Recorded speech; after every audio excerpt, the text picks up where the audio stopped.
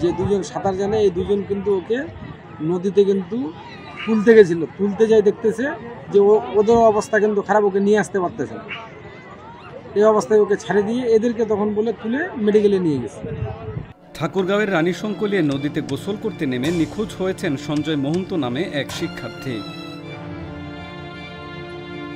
৩ জুলাই দুপুরে রানীশঙ্কল পৌর শহরের মধ্য দিয়ে বয়ে যাওয়া কুলিক নদীতে গোসল করতে নেমে সঞ্জয় নিখোঁজ হন। এই শিক্ষার্থী রানীশঙ্কল পৌর শহরের ডাবতলী এলাকার অমল রায়ের একমাত্র সন্তান। সঞ্জয়কে উদ্ধারের চেষ্টা চালাচ্ছে ফায়ার সার্ভিসের কর্মীরা। কাজ করতেছে, আমাদের লোকজন ডুবাডুবি করতেছে, আমাদের রংপুর কন্ট্রোল থেকে আমাদের ডুবারে আসতেছে, ওরা কাজ করবে আসে।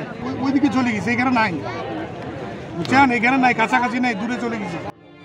সঞ্জয় মহন্ত রানীশঙ্কল পাইলট উচ্চ বিদ্যালয়ের ৯ম শ্রেণীর ছাত্র। পাইলট উচ্চ বিদ্যালয়ে সংলগ্ন কুলিক নদীতেই গোসল করতে নেমে নিখোঁজ হয়েছেন। সন্ধ্যা 6:30 পর্যন্ত নিখোঁজ শিক্ষার্থী সঞ্জয়কে খুঁজে পাওয়া যায়নি বলে জানিয়েছে তার সহপাঠী ও স্থানীয়রা। স্কুলে পরীক্ষা শেষে আমরা এখানে ব্রিজে আসলাম, পরে দেখছি যে ওখানে ব্রিজে ঝাঁপ দিছে। তা আমরা ব্রিজের উপরে ছিলাম, কয়েকজন আবার নিচে গোসল করতেছিল। ও ঝাঁপ দিছে, ও সাঁতার জানে না, তাও ঝাঁপ দিছে, মানা করা হয়েছিল তাও। তো তারপরে ও এখন ঝাঁপ দিছে যে এখন সাঁতার কাটতে পারতেছে না।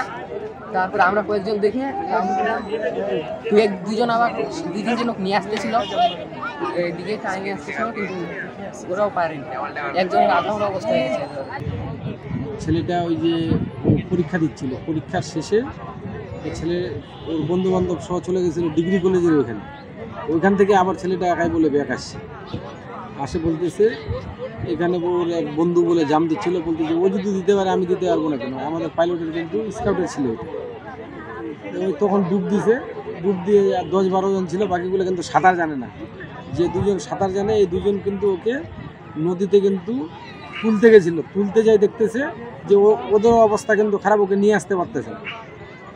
এই অবস্থায় ওকে ছাড়ে দিয়ে এদেরকে তখন বলে তুলে মেডিকেলে নিয়ে গেছে। সঞ্জয় মহন্তের সহপাঠীরা জানিয়েছেন, সঞ্জয় নদীর ব্রিজের উপর থেকে ঝাঁপ দিয়ে জ্ঞান হারিয়ে ফেলেন।